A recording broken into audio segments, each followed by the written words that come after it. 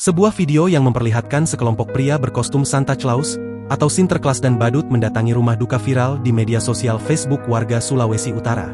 Video itu direkam di Kelurahan Manente, Kabupaten Kepulauan Sangihe, Sulut Minggu, 7 Desember 2025. Dalam video itu tampak Santa Claus hendak memberikan kejutan kepada seorang anak. Yang para Santa tidak tahu ternyata merekalah yang justru diberi kejutan. Hal itu karena bocah yang mau mereka datangi ternyata sudah meninggal dunia. Bocah tersebut bernama Andrew Towoliu. Ia meninggal dunia sebelum sempat bertemu dengan Santa Claus, sosok yang sangat ingin ia lihat di hari-hari terakhir hidupnya. Menurut keluarga, sebelum dilarikan ke RS, Andrew sempat meminta kepada ibunya agar suatu hari Santa Claus datang berkunjung untuk menengoknya. Permintaan sederhana itu begitu membekas di hati keluarga. Dan tak disangka, saat sebuah rombongan Santa melewati area duka di Manente, keluarga Andrew yang sedang berduka spontan meminta para Santa untuk berkunjung.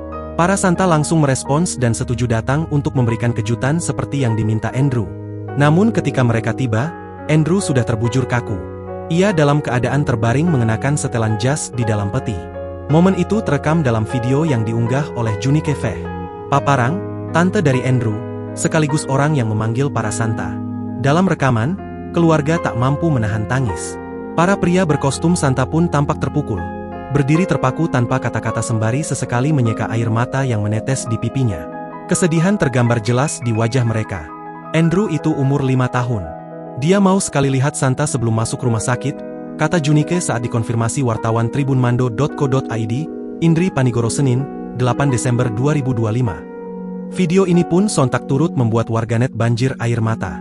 Banyak yang menuliskan doa untuk Andrew serta kekuatan bagi keluarga yang ditinggalkan. Download Tribun X sekarang, menghadirkan lokal menjadi Indonesia.